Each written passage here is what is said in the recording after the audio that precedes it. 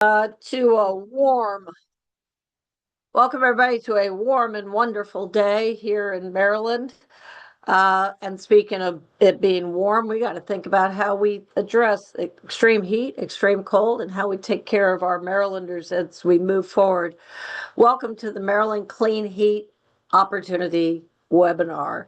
I think this will be the greatest webinar you've ever been on because the people we're about to present are the greatest humans I know. But what we're looking at is the progress and the road ahead for the transition to pollution-free buildings. I'm Ruth Norton. I'm the president and CEO of the Green and Healthy Homes Initiative, and we are so glad today to welcome our speakers and organizations. And Abby, if you'll take us to the next slide, I think we have the pictures of these wonderful folks up. Well, maybe not. Let me do this first. Go back. Why we are here today.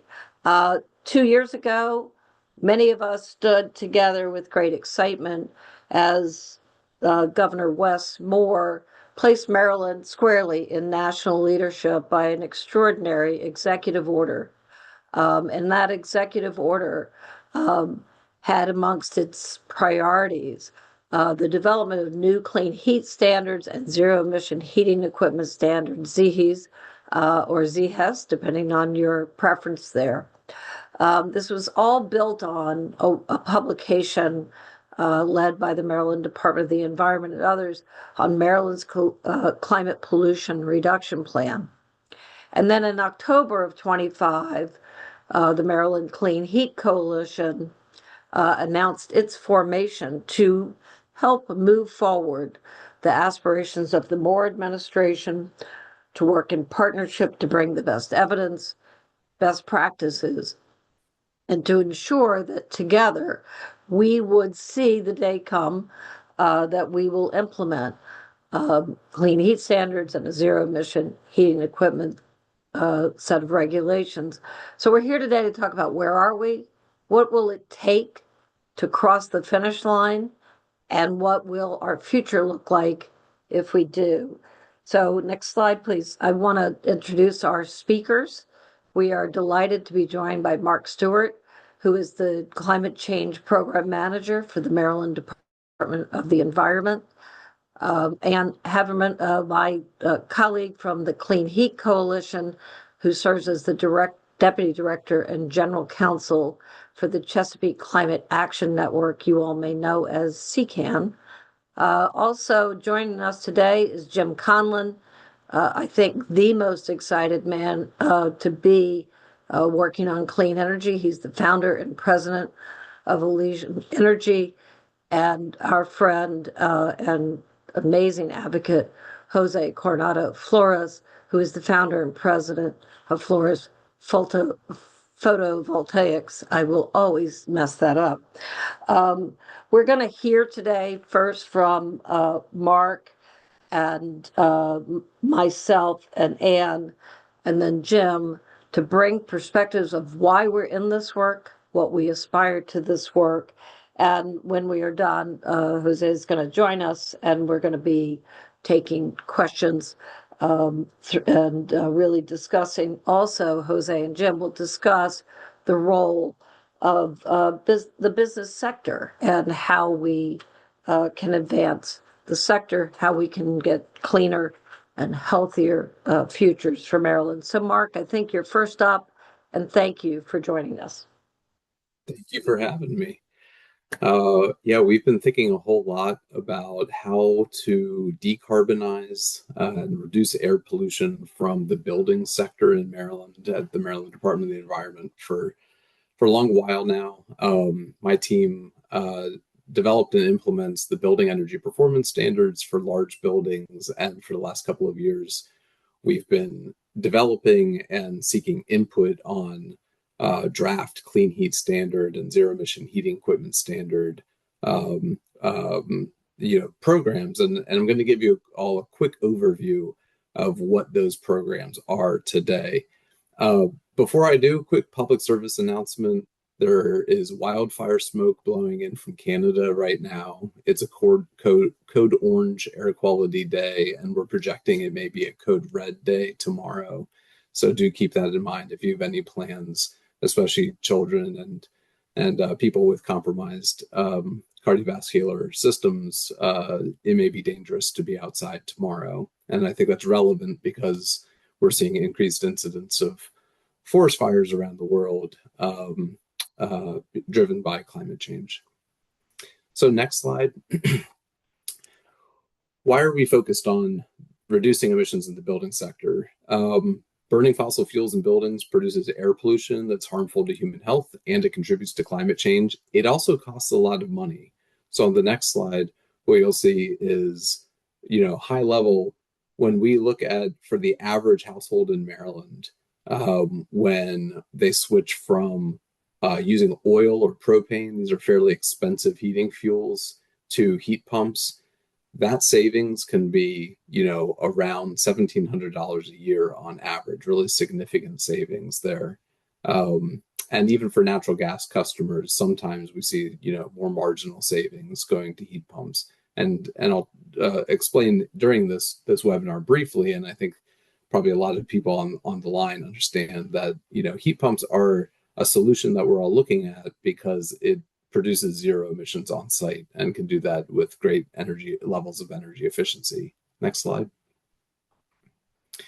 Also, fuel burning from buildings produces more than 3 times the amount of NOx emissions than power plants. To be clear, the transportation sector, right, cars and trucks, is still the leading source of NOx emissions in the state, but buildings are right behind it.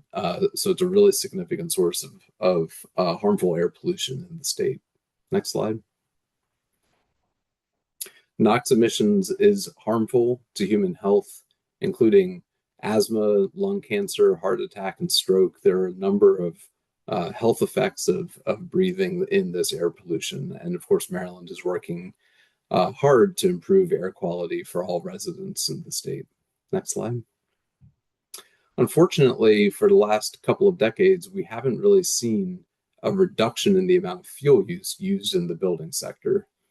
What we've basically seen is that the efficiency programs over the last couple of decades have counteracted the growth that we would see as the number of buildings and the number of people have grown.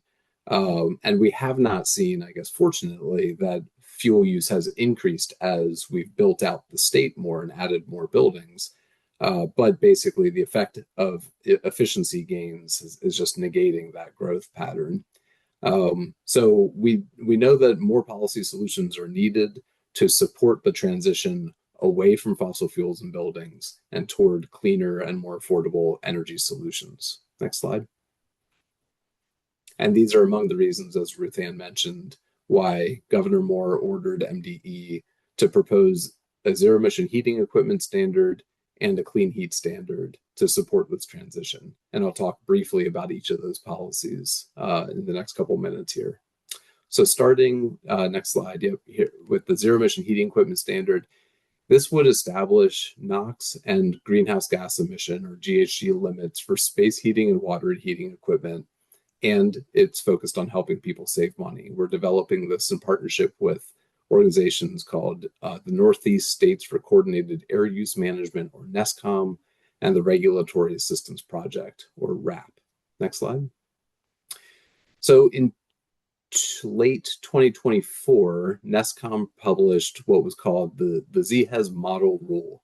And what it does in effect is it creates a regulatory framework to just establish a zero NOx limit for certain types of heating equipment, right? Residential sized furnaces, boilers, and water heaters.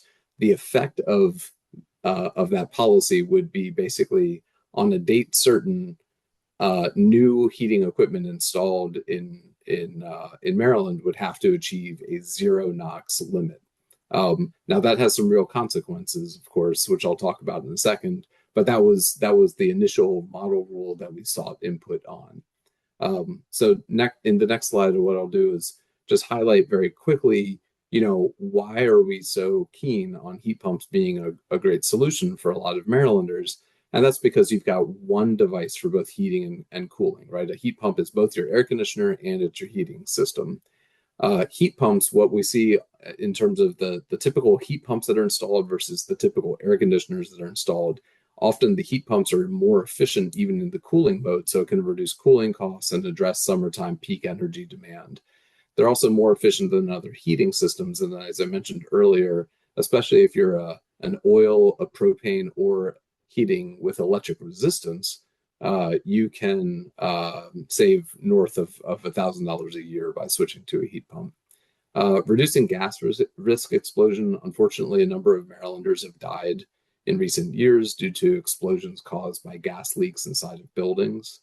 We're, of course, improving air quality, improving occupant comfort in many cases with heat pumps, and there are incentives available through Empower and other programs, including a new $72 million through the Maryland Energy Administration to help low and moderate income households install heat pumps.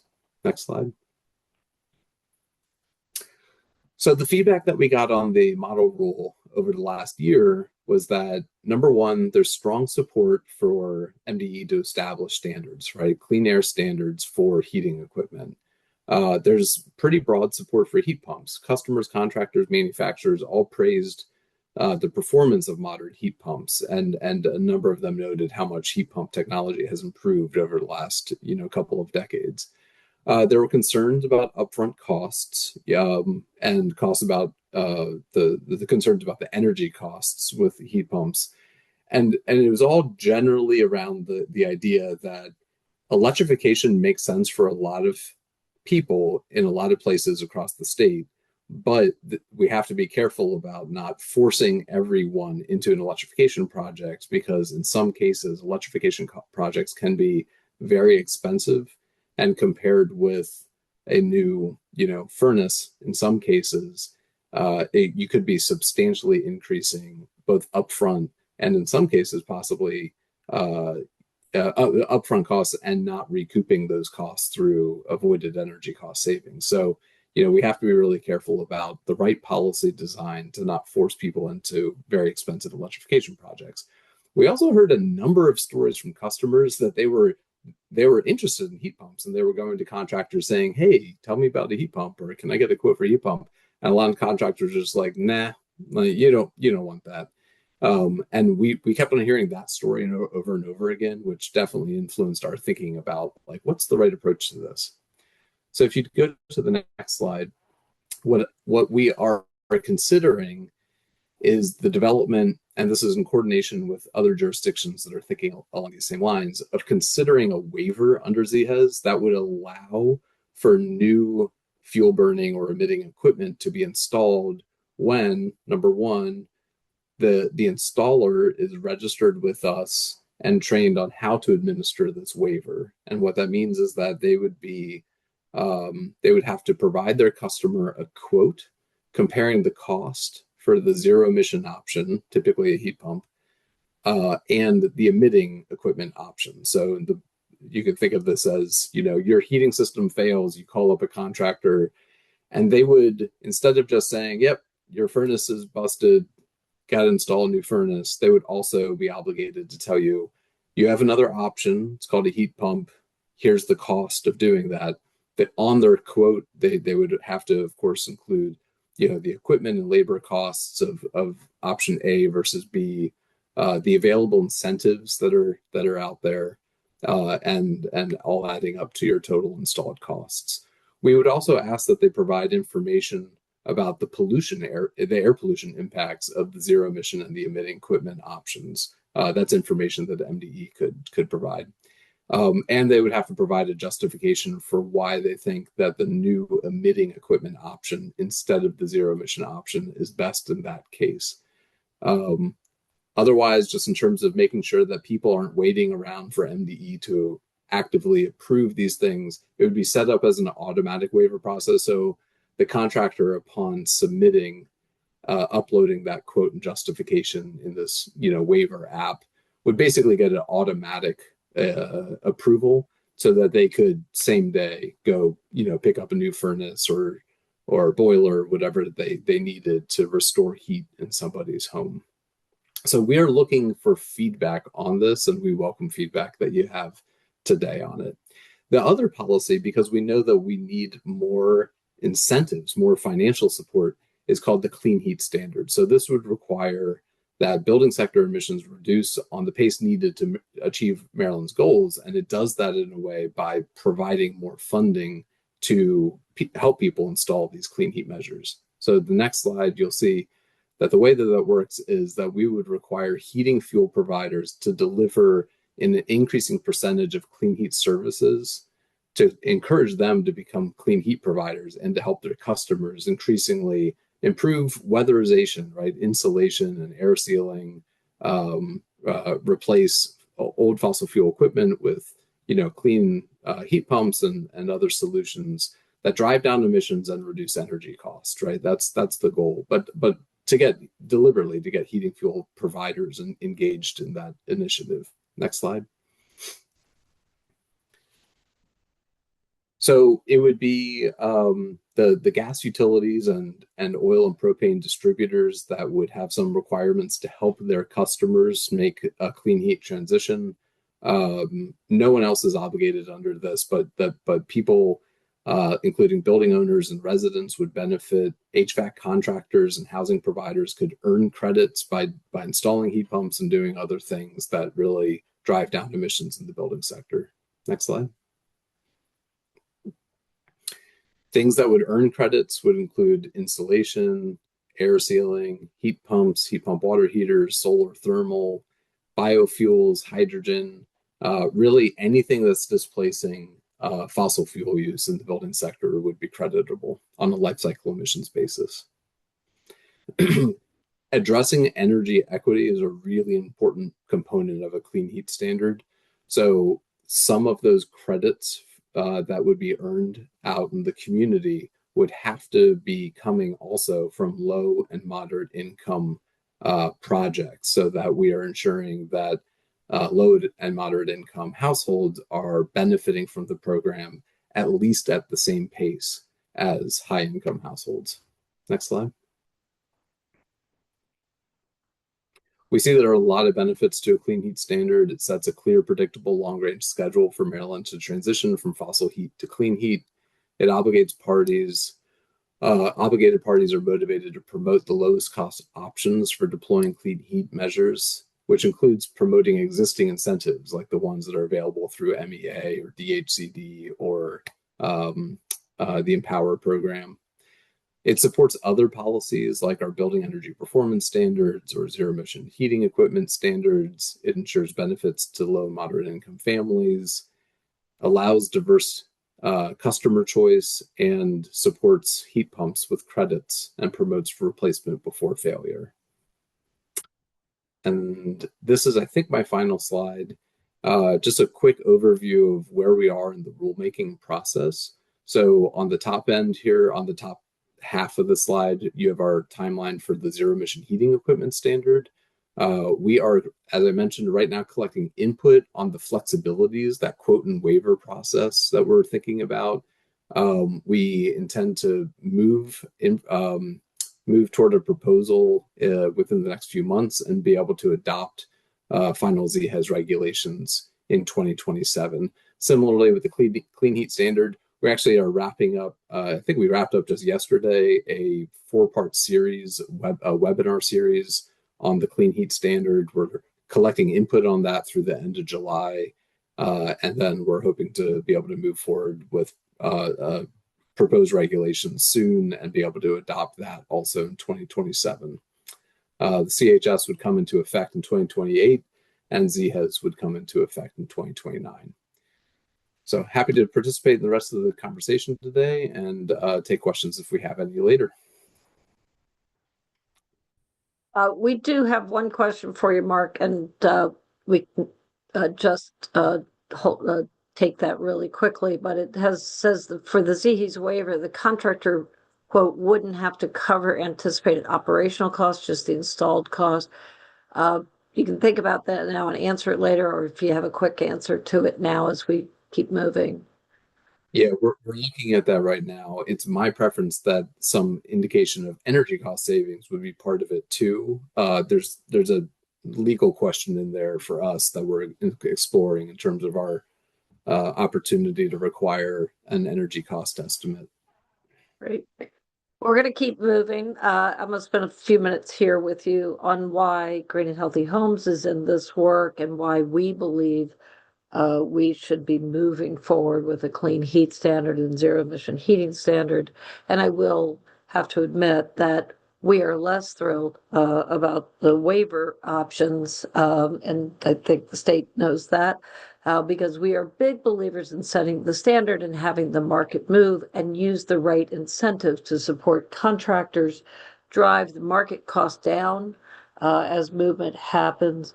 And as we think about the issues of health justice, energy justice on this, we do believe that clean heat and a zero emission heating standard will do so much more and dramatically more for families that suffer from respiratory diseases such as asthma, COPD, reactive airways disease.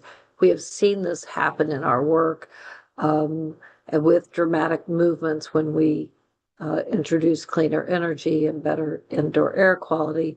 So we're really looking at how does this play in to a strategy of having a holistic housing, creating healthier housing for all Marylanders that ensure that we got a kid in the classroom healthy and ready to learn and not sitting in the emergency room dealing with repetitive ER visits for asthma, but also the vulnerabilities that come with older adults on not only extreme heat and extreme cold, but indoor air quality and particulate levels. That clean heat simply drives a healthier environment. And there is an enormous amount of data that would move us away from the toxins of benzene, nitrous oxide, and carbon dioxide in fossil fuel emitting mechanicals over to a cleaner environment. And as we factor in the cost of health and we factor in the long-term cost of energy after we hit the moment of transition, which we do need incentives and help for lower income families and the right incentives for moderate and upper income families to move in this direction, we do see better energy usage, better affordability. We have a paper coming out in the next few days of energy affordability and clean heat. But the long-term impacts on housing value, on long-term wealth, and on health are certainly far better when we do that. And in our history, in working on toxins and working on exposures to toxins, we can use our experience having dealt with the issue of lead poisoning in Maryland, where we set a standard and the market moved to that standard vociferously. And we have a 99.6% reduction in childhood lead poisoning. And we believe that moving to clean heat will have big and better impacts even as we do that. So we encourage everyone to do what Mark has asked, to weigh in, to talk about the things that Maryland has put forward, a very thoughtful set of work and very, very good work writ large here. But definitely the state needs to hear from everyone, needs to hear how they can get to best practice. Excuse me, can you go to the next slide? So we take a whole house approach. This state is a little old. I got to get get this updated on the slides. But what we know is as we improve indoor air quality and utilize better energy sources, better clean heat sources, we're creating a better environment.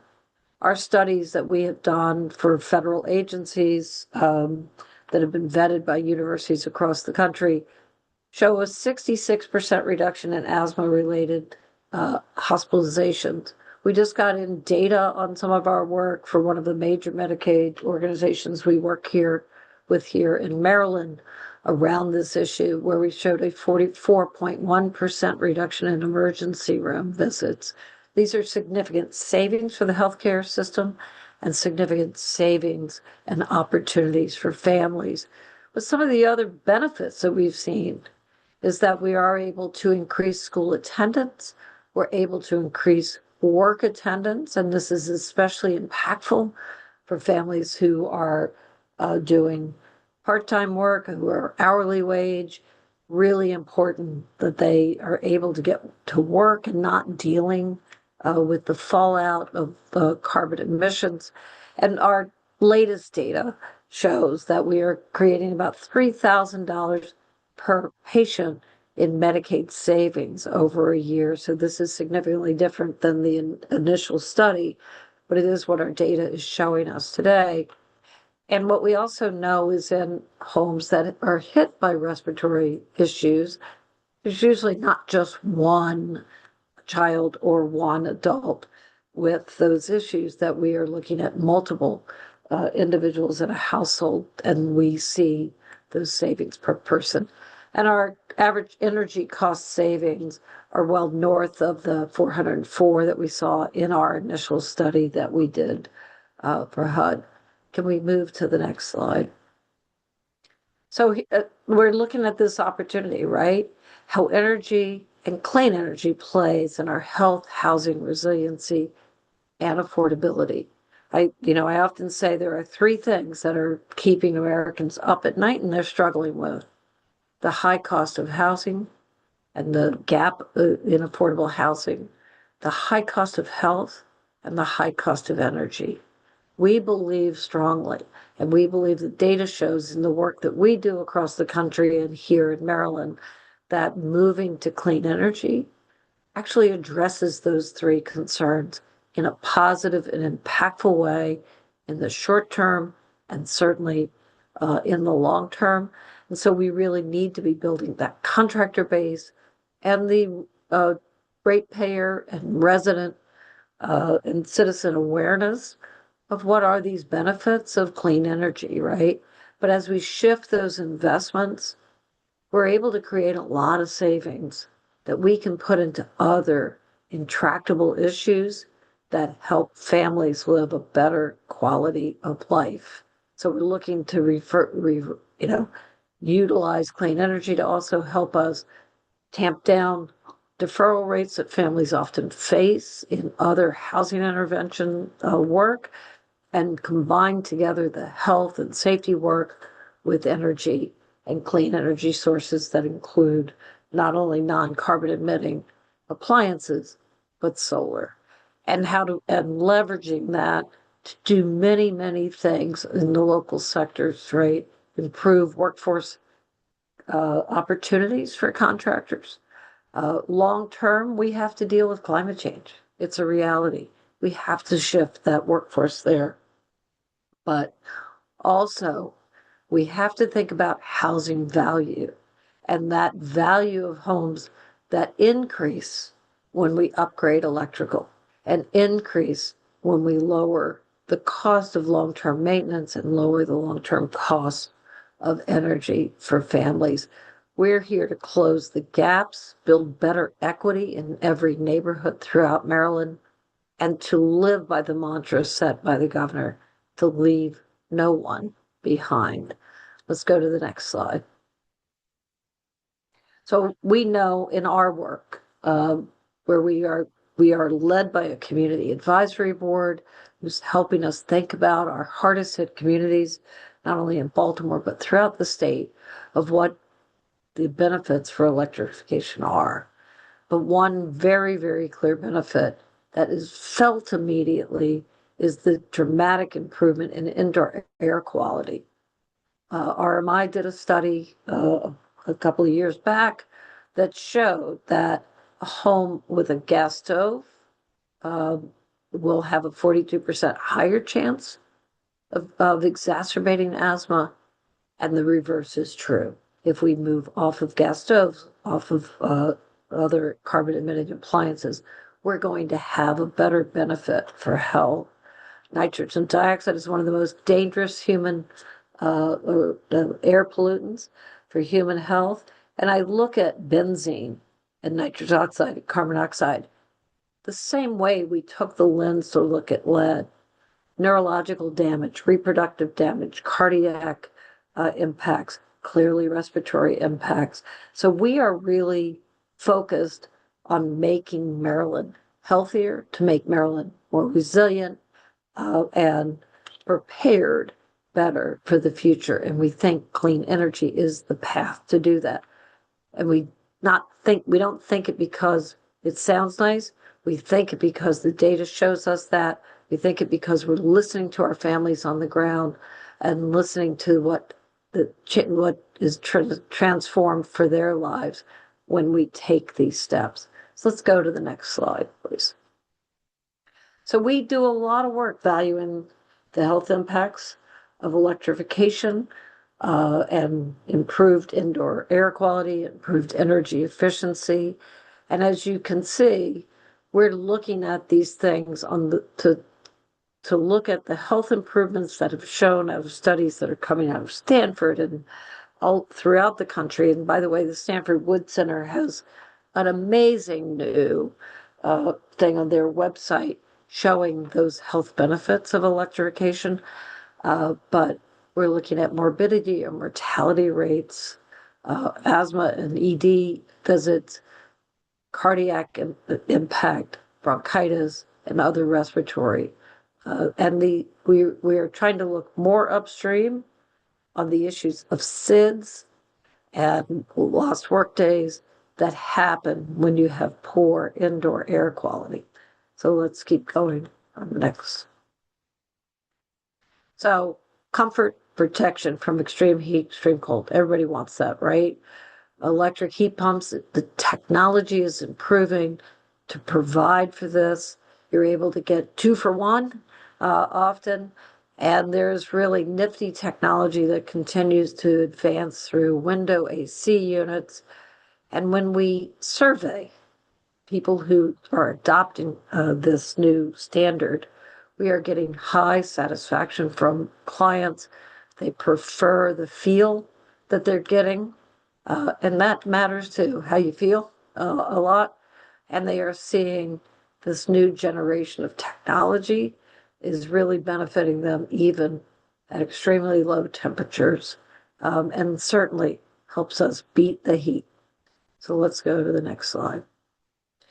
We're also looking at affordability, as I said, and we have a paper, stay tuned, it'll be out in the next few days, of how do you do that, and working with families on the switch to heat pumps, heat pump water heaters. If you're like me, I've got a heat pump dryer and a gas stove, an induction stove, moved off of gas. But you can see that difference in the energy bills, but you see the difference in the whole function of the home. Gas pipeline replacements are driving major long-term increases. We're spending tons of money putting in pipelines that will be obsolete as we get to the need to address climate change. And that will become more and more important very quickly and is accelerating every day. And we want to shift those investments to what we know is better for people. And we think the utilities can do that with us. They can adapt and change, and we can move forward together with the state as well. So let's keep moving. So affordability, right? Energy efficiency, weatherization, things that we know help as a package. We in our work do weatherization, clean energy, rooftop solar. And when we do that work together, you can see that we are seeing in some of these line items significant savings and overall real savings.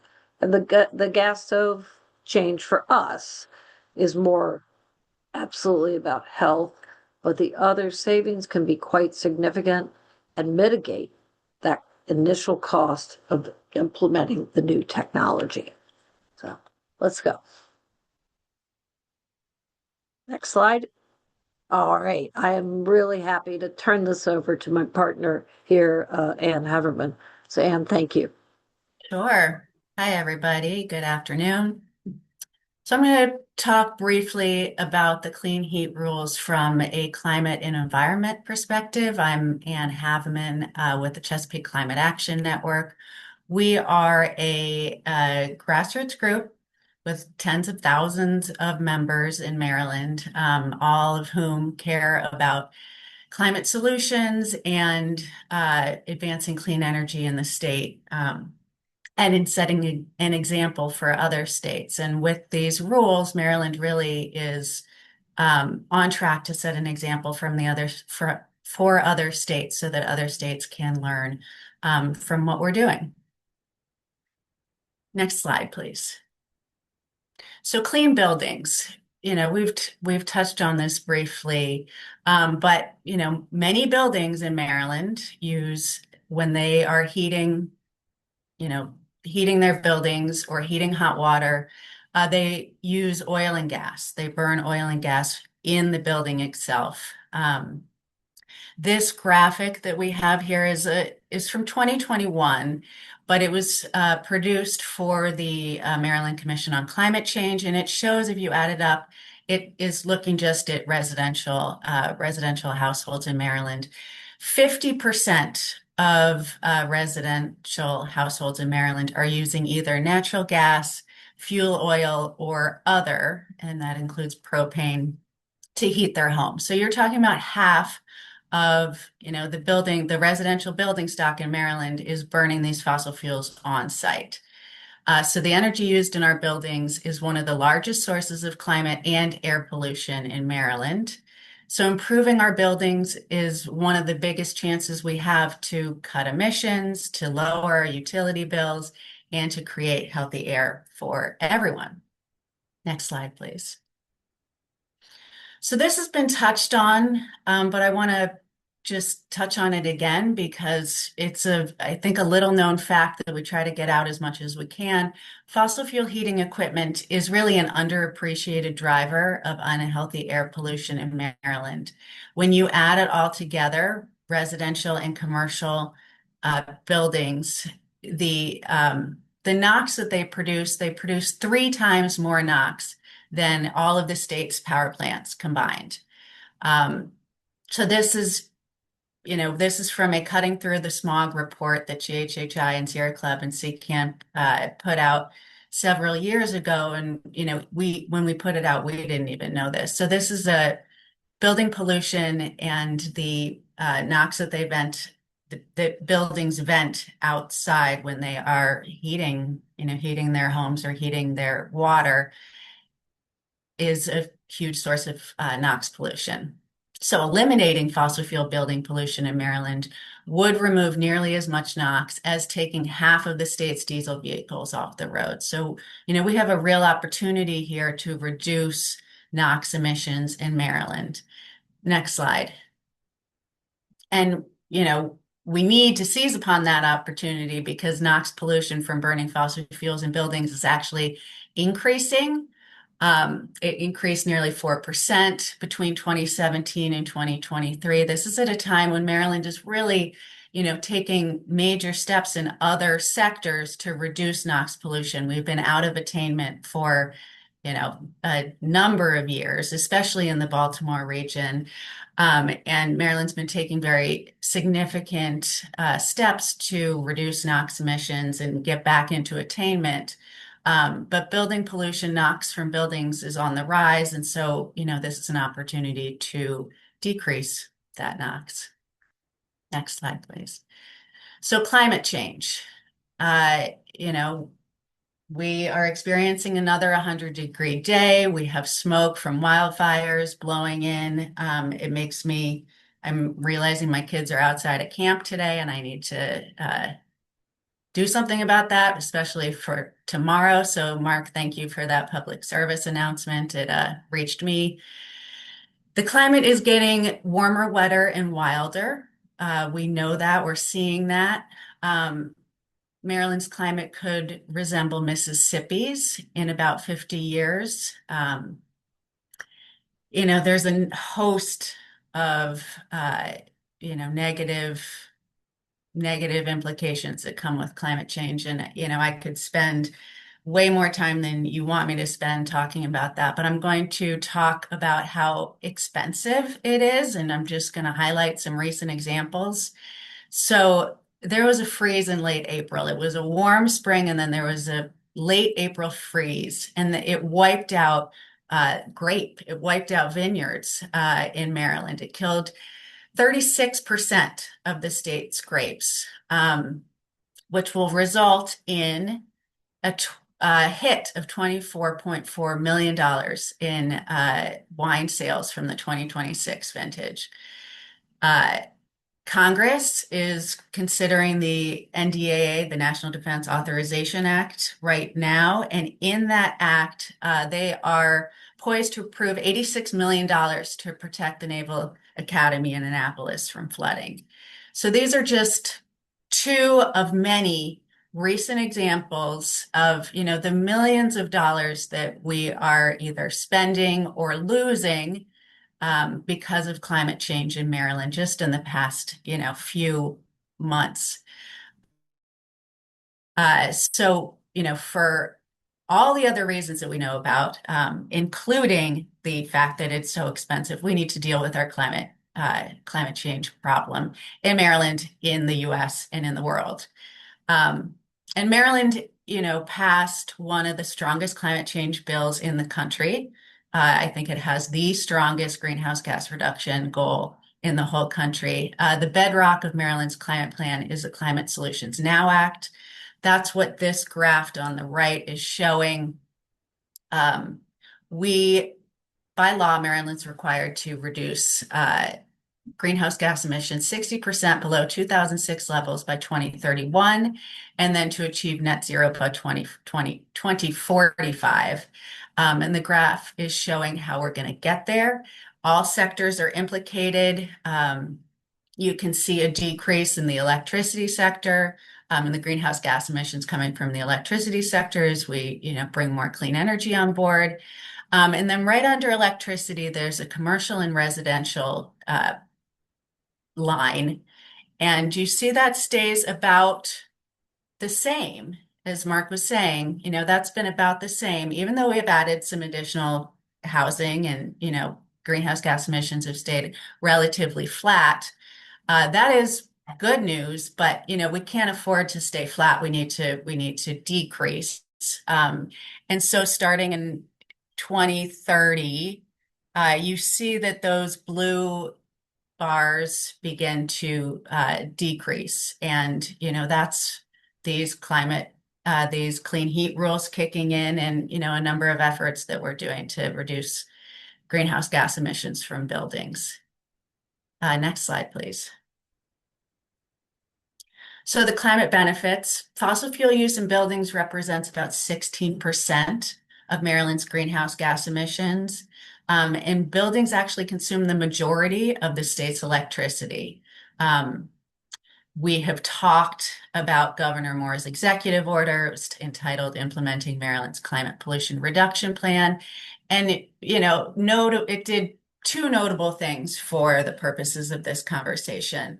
It takes a whole of government approach to climate change. So all of the agencies within the government are, marching together forward and in communication with one another so that we can achieve those greenhouse gas emission goals and, meet the requirements of the Climate Solutions Now Act. And then the immediate actions, two of the immediate actions were proposing a ZHES and a clean heat standard. And we're making progress towards those. I think this was mentioned briefly, but again, just to touch on it again, in 2026, the governor and the General Assembly allocated $84 million to go towards heat pumps. So $72 million of that, the General Assembly set aside from the Strategic Energy Investment Fund, and then the remaining 12, I think is the math there, comes from the governor's budget. So we have, a down payment, an important down payment that was placed this year on introducing, and accelerating the transition to heat pumps in Maryland. We have delivered fuel providers reporting to MDE. MDE finalized the Clean Heat Standard Reporting Rule. I don't think that's the official name, but that's what I call it.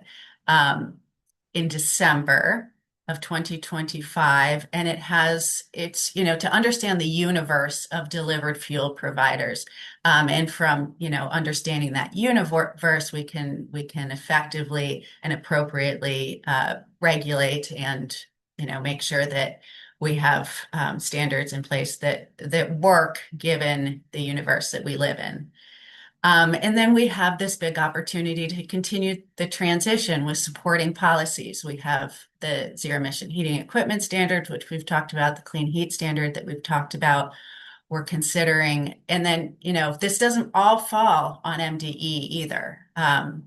Taking the whole of government approach, the PSC is looking at gas system planning. There's a future of gas docket that's open right now with the PSC. We're considering heat pump specific rates, so that if you're using a heat pump, there's an incentive there and a benefit there. MEA has this $84 million that they are going to be distributing over the course of the next couple of years. So we have this real opportunity, and we're excited to seize upon it. And I think that's it for me.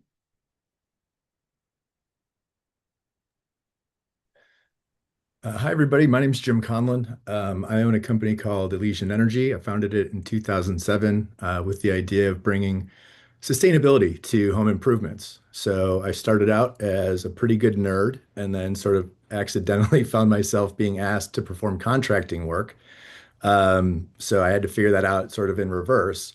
But what I wanted you to know about electrification and fuel switching and particularly the zero emission heating goal, it's all doable.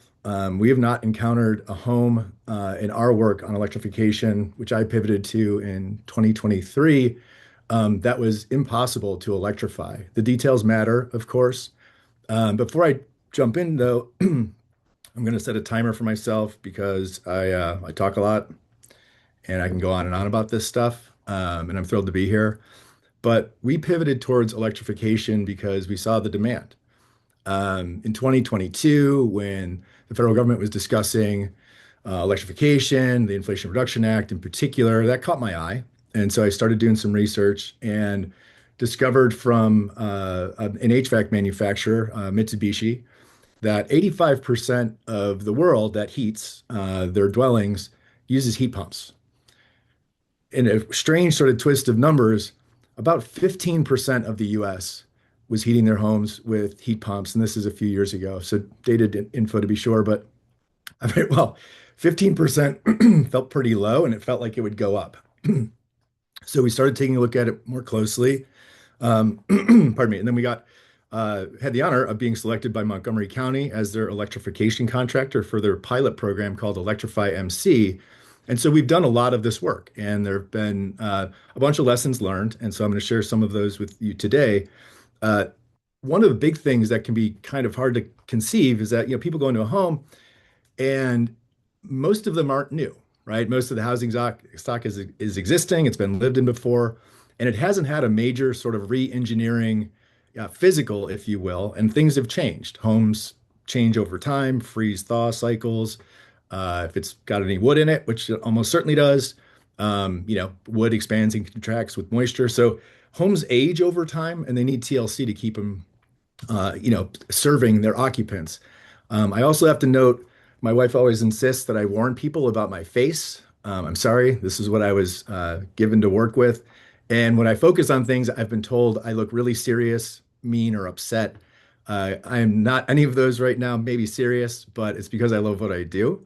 And so when you think about these electrification projects, they're not a cookie cutter solution. It's very difficult to go in and just say, hey, here's a one-for-one replacement, and it's going to work, especially on the HVAC side. Induction ranges, water heaters to a degree, electrically fueled dryers, those often can be sort of one-offs. But what we're finding, particularly on the HVAC side, is that it does require a greater level of engineering, and really including the idea that while the HVAC system You have the boxes, which we call the heart, and then they have, if it's got a ducted distribution system, that's sort of the circulatory system, right? And so that requires energy, usually from the electrical panel or from a pipe or tank that's delivering the fuel to it. And what I want everybody to know is that there's contractors and homeowners alike, is that the programs, heat pumps do work. They do require this engineering, as I mentioned. It's not especially complex, and in fact, it's required by law. So if you're fuel switching, the law in Maryland states that you need to pull a permit, and ideally, you've done the engineering accurately. And when you do that, which is what we do at Elysian Energy, just simply going by the book, particularly the ACA manuals, JS in particular, um, that's the methodology. That's our secret sauce. We literally go by the book. Next slide, please. Maryland has very diverse housing stock. I'm not going to read all these to you, but I want to tee up the idea that each home is unique. And so I think each project can be, each home needs to be looked at uniquely. That said, there are obviously going to be trends that are going to, that I'll let the other folks on this panel who are smarter than I am figure out how to apply them. But all that's to say is that if you just go by a cookie cutter for the contractors out there, if you say, oh, if it's a 400 ton per square foot type of eyeballing, or you're just going to install a like for like, if you're fuel switching, you're going to likely run into problems. That said, we're saying that every home can be electrified, some at much greater cost than others. At this point, there are very few homes that require really major, that we've encountered, that require major electrical upgrades called heavy ups. The other thing that the engineering will help you out with, going back to Ann's point about, in 50 years, we're going to be in Mississippi's sort of climate zone. I happen to be the nerd who lives next door to a guy who used to work at NOAA. He has a fancy weather station, and I can confirm for you in 24 and 2025, our cooling design conditions were Atlanta's, not Maryland's. So if you go by the book and don't think critically, you're going to be undersizing, particularly nerd alert, the latent load, which for the uninitiated is for dehumidification. I mention that because if you're not managing moisture vapor, mold loves high humidity. So it's really another risk management perspective. The last thing I'll say about risk management and why it's in the interest of everybody on this call to be promoting permits and pursuing them and having them properly engineered before they're approved, that the permits get approved, and that the verification is also under that sort of umbrella of accuracy, is that if you don't pull a permit, it can void your homeowner's insurance. There, I said it. The cat's out of the bag. If that doesn't get everybody's antennae up, it should, because it's basically an intro to lawsuits. The other thing I would say from a homeowner, if you're looking, or to a homeowner, if you're thinking about considering heat pumps and you're, doing your online research, you're going to see a bunch of stories about how certain heat pumps simply aren't going to work in Maryland's climate. And I can tell you from experience that that is not the case. We've installed scores, I don't think it's in the hundreds yet, but scores of heat pumps, both in Montgomery County, Prince George's County, Howard County, Baltimore City, Baltimore County, all over central Maryland. And last winter, when we had that, cold spell, the snowcrete, for 4 to 6 weeks, guess how many heating call complaints we got? Zero. The only complaints we're getting are on the cooling side. Some of them are warranty issues. Some of them, admittedly, are things we missed. And a lot of them are because the engineering wasn't done. And homeowners are calling saying, hey, my system can't keep up. These aren't systems we call, but we installed, by the way. These are calls for us from saying, hey, I talked to a contractor. I talked to a bunch of them, and they're all telling me different things. Who's telling me the truth? And because we go by the book, it's all right there. It's math. And so we then go in and cure the deficiencies. And what I'll say, sort of bringing everything together, because there's been a bunch of great information about the indoor environmental quality, which, quick aside, when I went from a natural gas range to an induction range, my asthma symptoms went away. True story. They'd come on at night. Took me about 6 weeks to figure out that my nighttime asthma wheezing was actually because I like to cook. So the biggest thing I would say for everyone on this call, homeowner, contractors, people, in policy, please consider two things. Electrification requires greater education both to the homeowners and the contractors. We've made a bunch of mistakes, lessons learned. Happy to share them. And then the other thing is that especially incentivizing high-end heat pumps, cold climate, Energy Star certified cold climate air source heat pumps work the best in managing moisture, comfort, and costs. And then, oh yeah, they're also super efficient. So as Anne was saying, her triad is housing, healthcare, and energy. Mine is food, energy, and water. Because if you have that, you can have a civilization. But for me, when you put everything together, electrification makes a ton of sense and it's absolutely doable. It may be a little bit more expensive, but in terms of the overall life cycle, like LCCA, life cycle cost assessment, long-term holders, it's a no-brainer, especially for delivered fuels, propane, fuel oil. You're going to save money no matter what. And for many other homes, especially if you're thinking about your home holistically, we often add insulation. We often seal up drafts in addition to improving the HVAC scenario. And those folks really like us and they tell their friends. Thanks for listening. That was a lot. Oh, and I included a roadmap. So the next slide, for anybody who's interested, there are a series of questions that we have sort of encountered time and again, and it's sort of a paint by numbers way to have a good conversation at the kitchen table, or to be thinking about if you're a consumer, or to be preparing for if you're on the supply side, on the contracting side. Thanks for listening, y'all. Jim and Ann and Mark, just really wonderful presentations. And we're gonna transition here to really talk about the role of advocacy, and I'll call it the role of informing the state as they make these critical, really critical decisions. And so I'm going to invite Ann and Mark to join me right now for a few minutes for that discussion. But I also want to take a moment to thank the people who made this really happen today for us. Annette McDermott from Sunstone and Abby Cock, who's with the GHHI, is going to help to bring a discussion together on Jim and Jose on the business sector in just a second. But Jim, you gave me some nuggets that I walk away with every time, and I feel like ready to go on some things. But Mark and Ann, let me turn this to you really. And we've got a number of questions in the chat, and maybe Abby can help us bring those forward. But let's just start with this. And Mark, I know you need to hear from Marylanders, right? You're inviting to hear from Marylanders. I saw people in the chat who said, I was kind of nervous about doing this. I've done this. It's really great. But they had contractors who were telling them, trying to get them not to do it. I think that's of concern a little bit, certainly for me. And I'm mostly concerned about that in some of our lower income communities and our homes of older adults, like me, who get a little tired, right? And get the pushback feels big.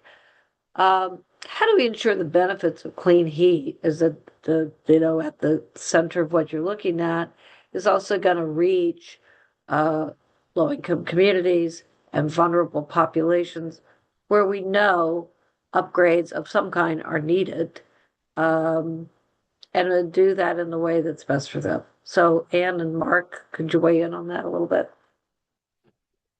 I'll jump on with two quick things. One, let's see. First, under the zero emission heating equipment standard, one bit of feedback that we heard from contractors was just go ahead and provide an automatic waiver for every home in Baltimore. They were taking the position like it's too hard to electrify the row homes in Baltimore, so just give waivers there. And maybe I'm starting on too obvious of a point here, but we don't agree with that, and we are not looking to make a ZHES policy that has that type of carve out for an entire city.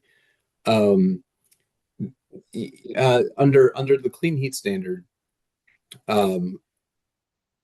so right now the objective is to set a requirement that the clean heat credits come from low income, moderate income, and then what we call just like everyone else. and to set those at significantly high enough numbers so that it really is going to drive investment in low and moderate income. And again, with the target to see that low and moderate income benefits from clean heat services at least the pace as the entire market. So anyhow, that's my quick reaction on some of the ways that we're trying to address. And I want to bring in the conversation and then talk about that.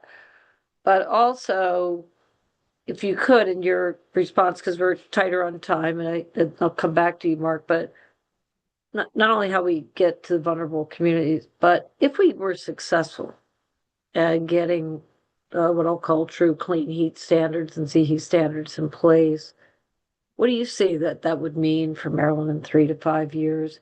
And what kind of advocacy do you think is needed in Annapolis and other places to help move this forward? Sure. So I would say that the clean heat standard and the zero emission heating equipment standard are necessary for equity in Maryland. We have a situation where the transition to heat pumps is already happening. It's already, one of the best selling heating equipment out there. It's on pace to, I think, 50% of HVAC installations in the state will be heat pumps by 2030, but it's happening, it's happening in higher income households for people who can afford the upfront costs. And, you see that play out. It's happening faster in the PEPCO territory, which serves Montgomery County and Howard County and other wealthy counties. And it's happening more slowly in BGE. And so we need these policies to ensure that lower income and middle income families in Maryland have access to this better equipment. And, as people transition away from gas, the gas system still exists. It's getting more and more expensive. And as people transition away, there are fewer gas customers who are left paying for, the entire infrastructure that we have built and that our Washington Gas and BG&E are continue to invest heavily in. And so having these policies, this transition is already happening, but these policies make sure that the transition happens across the board and doesn't just happen, in the higher income households that can afford that upfront cost. And that's why the clean heat standard is so important. And the way that it's envisioned, going directly to serve lower income customers, it provides that upfront investment that they need to make this transition. And so, I view these together as equity policies, making sure that no one's left behind as this transition happens. And, we've seen the General Assembly allocate $72 million for heat pumps. We've seen Governor Moore allocate $12 million to heat pumps. So this is, a good down payment on making sure that these investments happen. It's just a down payment. It won't, magically electrify all the households in Maryland. And that's why, it's important that our legislators support these policies, are educated on the benefits of the clean heat standard, on the need for the clean heat standard, on the benefits and need for ZHEs. And so I think, everyone has a role in that, and making sure that our legislators are hearing from us and our regulators are also hearing. Yeah. And Mark, there's so much more to ask you, but I want to make sure we get our business sector into this conversation. And I'm going to shift over to Abby to do that. But I do want, if you can in the chat, make sure people know if there's a place for them to put comments or any upcoming dates that people should pay attention to. And that you may not have it today, I'm not sure. But, we all want to work toward the best standard, but I could not agree more, Anne, on the issue of equity. I believe the issue of long-term better economic impact for everyone. And we have to be very careful that the markets themselves may move and leave low-income families on a gas island. That is, doubling down there is not good to keep people unhealthy and drive costs up. So, but let's talk about the role of the business sector. And thank you to Mark and Ann in this. And we will also work very hard to email back answers if we don't get to the questions that are in the Q&A. Abby? Thank you, Ruth Ann. I'm going to turn it over to José to start. What made focusing on decarbonization a good business choice for you, and what do you think we need to see happen as these rules are going into effect to ensure that they have a positive impact on the contractor community at large? Well, hey everybody. Thank you for the chance to be here and share. Well, Abby, I was very motivated and excited actually by the policies that Maryland is rolling out, the goals that we do have. And I was very motivated by the fact that it needs to get done. How quickly are we moving, and how much? But the more important question is how much more quickly do we need to be moving to really meet these goals? I'm coming here as a solar contractor, but with the I'm currently in the process of establishing a full decarb company. And the point of that is so many of my existing solar customers, whether we go to their house for maintenance or a full install, they're already thinking about what's next. Many of them are already thinking about higher electrical demands due to a switch. Though the public might not know that there are policies coming, at least here in Maryland, they feel it. They feel that things are going electric, and they're thinking about it. One example that really motivated me to get my articles of organization and to start building my team for my essentially an HVAC company was I had one customer. She got solar at her house. She got a battery, and she asked me to intentionally design her solar anticipating a future load for when she gets a heat pump in a couple years. So we left spots. We designed the solar so there are spots for 4 more solar panels once she makes that upgrade. So people are absolutely thinking about this. Last thing I'll add, another big motivator was I had another individual who we did the installation for, and he got solar because he fully electrified his house. He decarbed his house. And it's just part of the equation. Solar, renewables, solar as, I guess what we say, DER, distributed energy resource, right there on the house, creating that electricity, pairs so well with a high efficiency heat pump to make sure that your house is always at the right temperature that you want. Thank you. And Jim, is there anything you'd add about what you think we need to see happen from a market transformation perspective as these rules are coming into effect? Yes, I will tell you that in our work with Montgomery County, the incentives, particularly the increased incentives for electrification, people are gobbling them up. So when they compare the standard, off the street proposal, natural gas furnace, entry level model, Energy Star minimum, central air conditioner, I beat the pants off of those proposals, and I include water heaters and air sealing and insulation. So anything you can do to restore, or anyone who can wave a magic wand and keep these incentives going, the market will respond. Yeah, it's being, the tip of the spear right now tend to be pretty sophisticated, pretty solvent, long-term holders, and it still makes sense. And when HVAC's at end of life, people, no matter what, are getting their checkbook out. And a lot of consumers, including the LMI crowd, their king is monthly cash flow, right? They will take long-term loans as long as it's okay with their cash flow. So if somebody wants to remain in place, I would say that is sort of key. The high costs of HVAC is very expensive. I'm also a consumer. I get it. The prices have basically doubled since pre-pandemic levels. Everybody's still paying it because at the end of the life of an HVAC system, AC in particular, people put on a sweater. They hate being hot. That's a big ticket item and it's expensive. And buying down that incremental cost, particularly for those cold climate air source heat pumps, is the right thing to do for all the reasons that Anne and Ruth Ann had spoken to, in addition to higher comfort, lower monthly bills. Thank you. Since we got just a couple minutes left, maybe we can combine sort of the Q&A and the business conversation here. I see one open question that's specifically for you guys.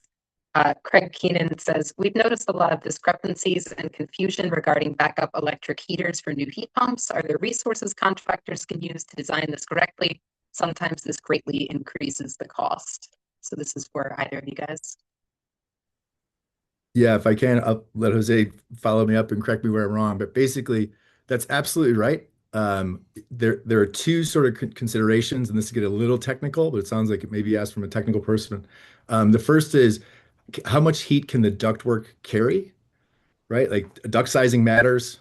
Combustion events are very highly exothermic, a lot of heat energy and a little bit of air volume. Heat pumps simply don't work that way. So measuring the ductwork, and there is this device from the ACCA, the engineering nerds for air conditioning and HVAC, called the ductilator. So you can figure out how much airflow will go. The other thing is called the manual J, which is the engineering calculation that is required by law, by code, to be done. And I strongly encourage what's called a room by room load calculation, because that will tell you exactly how much heating or cooling needs to be processed to keep that room comfortable. So between the manual J and then literally getting in the weeds here, but measuring the ductwork, you can figure out exactly how much you need to put where. And then you go, okay, do I need to make up anything with electric resistance to sort of juke the heat pump? And that's all supplemental, by the way. It's not emergency heat, it's supplemental heat for when it gets really cold. So often, Maryland doesn't get super, I'm from Chicago. Maryland doesn't get super cold for a very long time. And those cold climate air source heat pumps work very efficiently down into the teens and single digits. So it's certainly doable even when it is cold. So doing that engineering will tell you if you even need the electric resistance in the first place. On the actual question, which I had seen, I think, Jim, you answered everything. But I'm maybe to make my last remarks and another, I would say, exciting clean heat opportunity. Not quite on the need for a backup heater, but how about whole home backup and HVAC essential loads panel? One of the big things that people are asking for and super considering, especially when they get batteries, is how can I make sure that even during an outage, my house is cool or my house is warm. Solar is like pretty much one of your best ways to guarantee that you'll be able to have electricity and all the comforts that come from it regardless. Yeah, and that's just one of the other, I would say, avenues that people specifically talk to me about HVAC systems and clean heat as a solar contractor. Thank you. I think, Abby, we've probably come to the end of time here. And I just want to say thank you to Jim and Jose and Mark and Abby and Anne and Annette. We want to keep this conversation going. We know we have to be respectful of people's times. To quote Jim, I think we could talk about this for a long time, right? But if you please engage with us, and we will make sure that we will engage back in any dialogue questions. Please get your comments into the state when Mark is ready for them. And I want to also just say, we're really grateful to a governor who put out an executive order with great goals for us to strive to. We're grateful to the work of the Miller administration in moving that forward, and the work that will be done and continues to be done by good legislators.